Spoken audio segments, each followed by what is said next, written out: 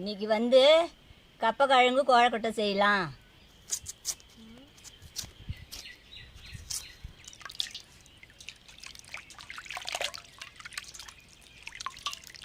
கப்பக்கிழங்கு வந்து கழுவிட்டு தோல் எல்லாம் எடுத்துட்டோம். இப்போ வந்து சீவ போகிறோம்.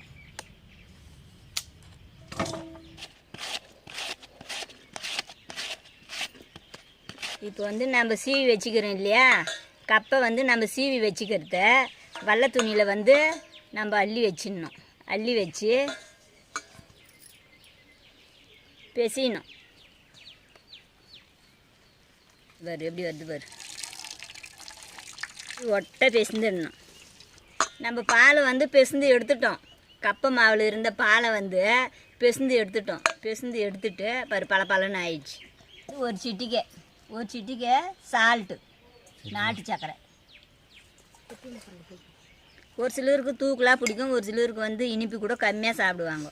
கம்மியாக வேணும்னா கம்மியாக போட்டுக்கலாம். இப்போ உடச்சி வச்ச தேங்காயை நம்ம காய் சீவுற ஜல்லையில் சீவணும். இப்போ வந்து தேங்காய் திரி வச்சுக்கிறேன் இல்லையா, அந்த தேங்காய் திரி வச்சுத இதில் போடணும். ஏலக்காய் 2 நசுக்கி ஏலக்காய் நசுக்கி இதில் போடலாம்.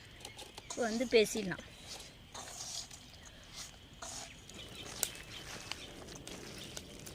பெசிந்து வச்ச கப்பில் நெய் கொஞ்சம் விட்டுக்கணும்.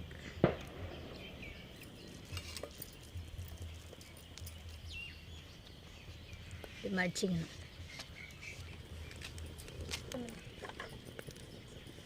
இலையில் நம்ம உருட்டி வச்சுக்கிறத இதில் வைக்கணும்.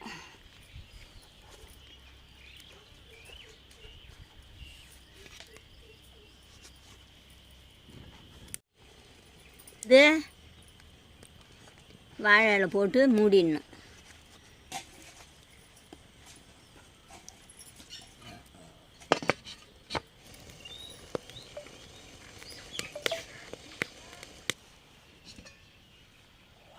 கப்பை மாவு கோழக்கட்டை ரெடி ஆயிடுச்சு.